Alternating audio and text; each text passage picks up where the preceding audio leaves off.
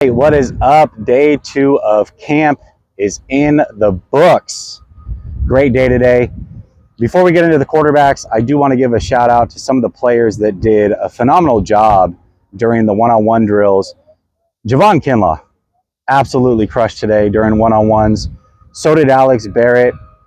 And Colton McKivitz held his own. Man, every time he was up, he was anchoring down, holding his blocks. Colton McKivitz looked good today. So I think it's important to talk about those guys and how good of a job that I believe that they did.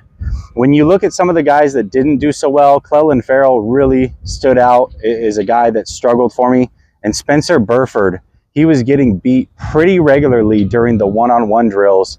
So just something to look out for. Again, first day of pads, first time we're doing one-on-one drills. But I definitely wanted to point it out, and that was something I wanted to watch today. How did the offensive and defensive line look? All right, let's get into quarterback. So Brock Purdy was back today. Good to see him. First day of pads. Started out a little bit rough. He did end up 9 of 12. He had a passing touchdown, an interception, a fumble, and 3 sacks. His worst throw of the day actually wasn't even the interception. He short-hopped a wide-open Warner over the middle of the field. Definitely one that he wanted to have back. He started out struggling, and then he ended really well overall. Most of his completions were towards the tail end of practice. He did fumble on the last play during the move the ball periods. His best throw of the day was to CMC. It was about a 20-yard air yard completion, and then CMC dusted everyone anywhere in his vicinity and took it back for a touchdown. About 30 or so yards he ran after the catch. Very, very good play. Good job by Purdy to lead him up the field so that he had room to run.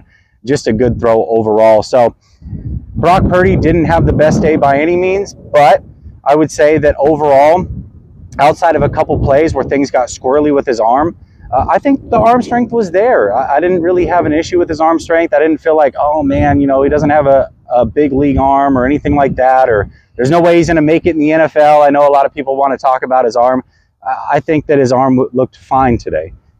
But there was definitely a couple where they fluttered, got hung up. That was the interception, and then the short hop to Warner. Definitely the 2 worst throws of the day. Trey Lance, 8 of 10. By far the best quarterback on the field today.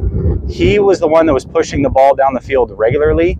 He had 3 completions, 20 yards or more downfield, which I thought was pretty significant.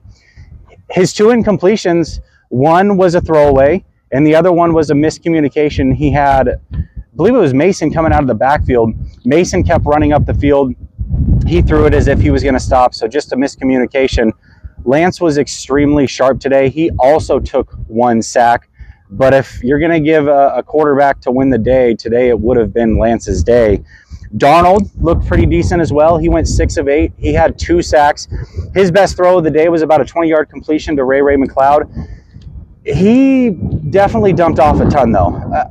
I think 4 of his completions were to Ronnie Bell, and they were all 5 yards or shorter near the line of scrimmage. Actually, excuse me, one of them was around 10 yards, but the other 3 were 5 yards or shorter. He definitely had a connection today with Ronnie Bell. So overall, quarterbacks look good. Day 1 of pads.